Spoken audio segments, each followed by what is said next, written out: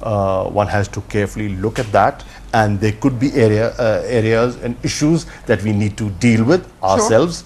But it would be an exaggeration if we feel, and if they feel, that the entire problem is confined to the tribal belt, because now there's recognition that a large area in Afghanistan is being controlled by the Taliban.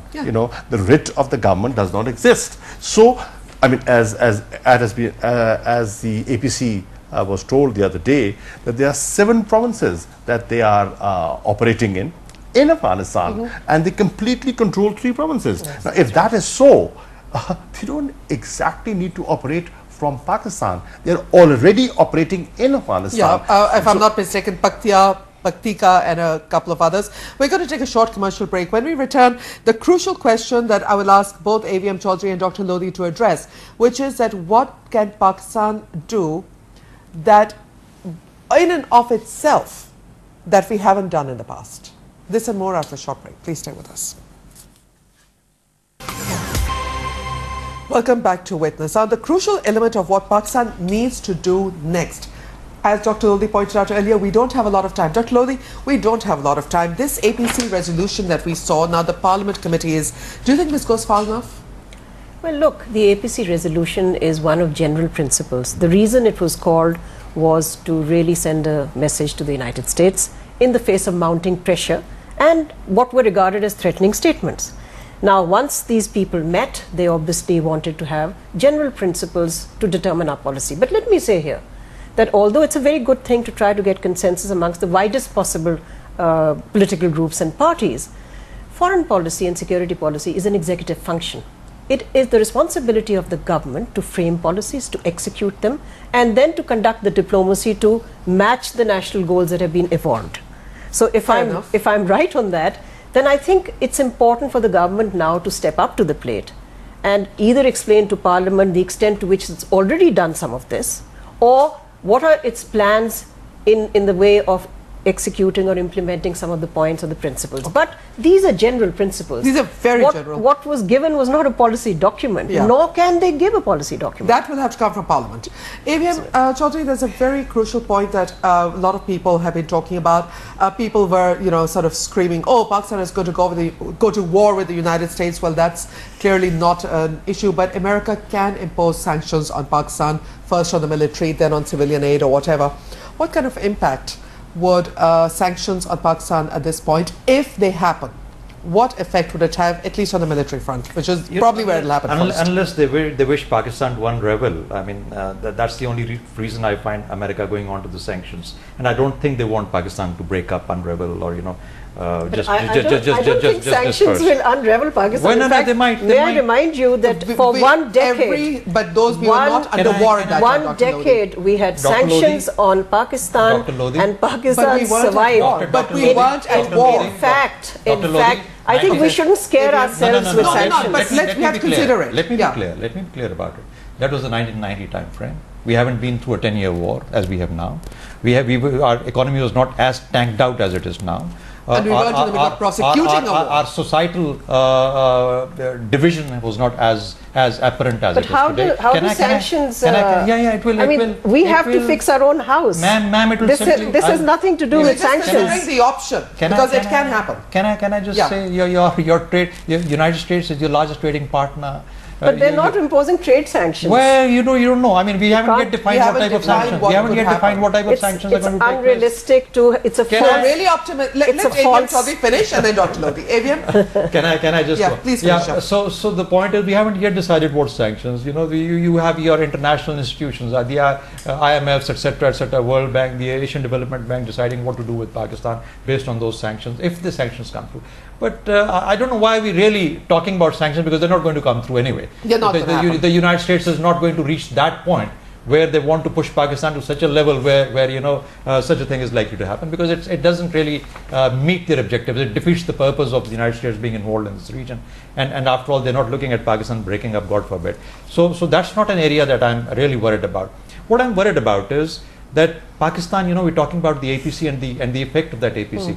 Pakistan has not had a counter-terrorism policy or how to fight terrorism for the last 10 years. Absolutely. So it's insane. I mean that's been a big hole into the entire domestic policy. For the first time, you got some 68 leaders or whatever under one roof who began to look at an American threat, which was an emerging or evolving or a growing threat, and they gave a political message. Now, the good thing that has come out of this, after having perhaps delivered this particular message and thwarted some of the American pressure that was building on you, is the fact that talking, negotiation is the right area to go to. We haven't been so clear on this. Absolutely. We haven't yet been so clear. And for the first time... Have we? The Parliament, let's talk about it. Briefly, because we're wrapping up now. So really, I think what we need to understand is that's a message that has gone through. We've got to see that we may follow that up, and I think that's also a message that obviously must have gone to the United States. Okay. The reconciliation, reintegration of people, that is the way that we need to go. Dr. Lodhi, briefly, if you want to add a point, because one of the things I'm concerned about when you say about talking, I remind you of the resolution, a very important point that I really stand by. Talks would only be encouraged with those elements willing to abide by the Constitution of Pakistan and rule of law. That, I think, is very important. I think you have to clarify that you have to continue to enforce the law, that if people are taking the law into their hands, the state must establish its writ. I don't think there's going to be any going back on that, because the consequences of doing that are very devastating. After two major military operations in Swat and in South Waziristan, we've heard the military tell us that they're in a hold mode, that they still need to transition. And I think it's very important to go down that road, because otherwise the whole counterinsurgency, or whatever you want to call it, counter-militancy, enforcement of law, it's not complete. That cycle has not been completed.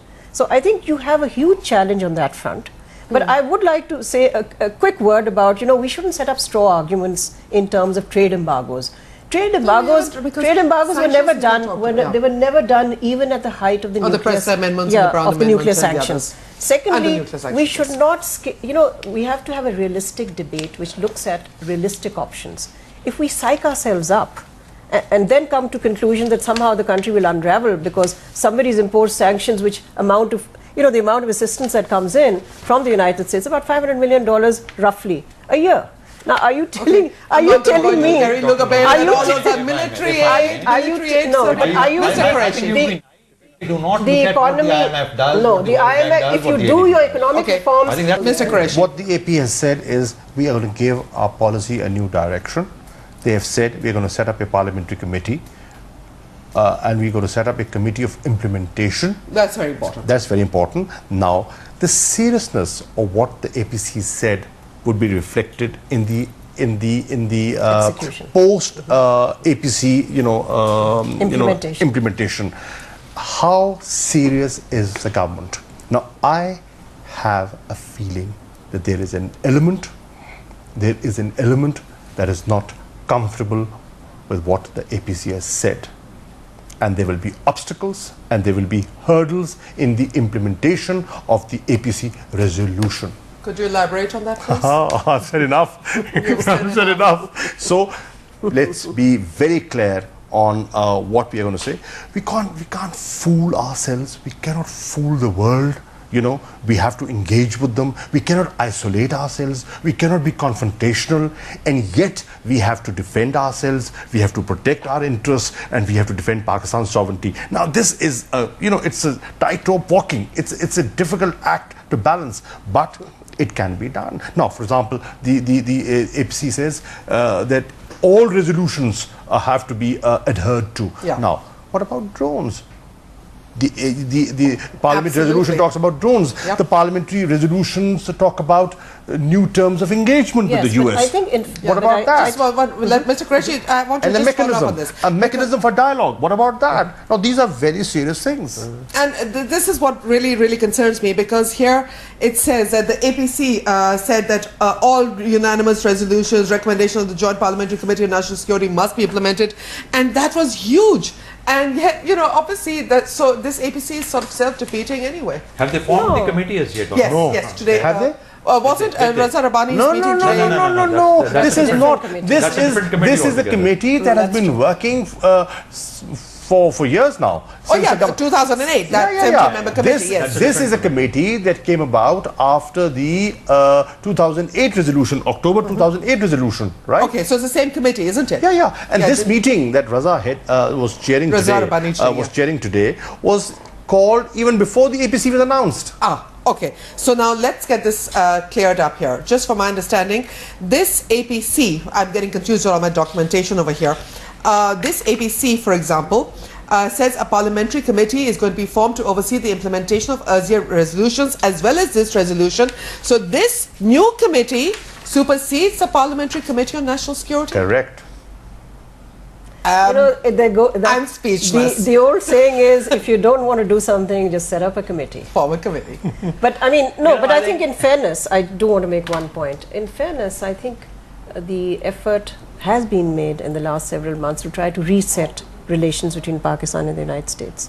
Those efforts have not gone very far, and I think the brittle and tenuous quality of the relationship means that every crisis weakens it and in a way blows off course this effort to try to restructure and redefine the relationship. All of you are diplomats and I am not, and therefore I will be blunt in saying that Raymond Davis was the biggest slap in the face of Pakistan foreign policy, for which we lost our foreign minister, and I will say it even if you want, Mr. Qureshi, and he is walking free and we have done nothing. So what sovereignty are we talking about? No, but you see, fundamentally, I mean, I come back to a point I made earlier. We are sitting and talking about political sovereignty. We are in the midst of an economic meltdown with people on the streets demanding the basic necessities of life. I don't think we drowning in sin. Yes, exactly. Dying in sin. Just been there. Just come back from sin. So, Quatrina, what's happening in Punjab? I mean, we shouldn't get into what I call a fatal distraction. I mean, foreign policy is very important. So is the United States and our relationship. It shouldn't come at the expense of our focus being on the ball right here and ensuring ensuring that we don't go off track. The issue Pakistan faces is one of solvency and security. It is for us. Nations determine their own fate. They don't wait for phone calls. They don't wait for other countries to send them assistance. They don't send. They don't wait for other countries to, AVM Chaudhary, can I just say, in line with how this government has performed in the last 3.5 years, unfortunately, I think this meeting and its consequences should be looked at exactly in the same light. It's been signaling, it's a good signal that has gone from here, but that's about it. Now, something comes out of it, I doubt it very much. Perhaps till 2014, the things will go, as I said earlier, in line with how Pakistan and the United States interact with each other, how the entire region sort of progresses towards its culmination. And I feel, again, that it is drifting to a closure rather than being brought to a closure. And that's the unfortunate part of how the Afghan war has been conducted. I'm afraid we are out of time, so I need to thank my guests. As I said at the beginning of the program, formidable panel. I wish I'd had another 2 hours to carry this forward. I'd like to thank Mr. Shah Mehmoood Qureshi, Dr. Maleeha Lodhi, and AVM retired Shahzad Chaudhary for having joined me on today's Witness. And ladies and gentlemen, today's discussion main point, of course, is that when I try to summarize everything, we have to understand that until we decide what we want and are on the same page, then we can start worrying about Afghanistan and America. Dr. Lodhi so carefully pointed out correctly that we need to fix things at home. We've got power rights, we've got economic crisis. Mr. Shah Mehmoood Qureshi making the valid point that there will be obstacles because not everybody is on the same page. And AVM Chaudhary, of course, pointing out that closure is something that Afghanistan is drifting into, and Pakistan seems to be along for the ride. Well, that last one was mine. I feel that we're just along for the ride at the whim and fancy of whichever way the wind blows. What I do wish is we could have more clarity from Washington, because while the rest of the world has the privilege of being confused sometimes, America shakes the world if it's confused. Quatrina Hossain saying Khuda Hafiz from Islamabad.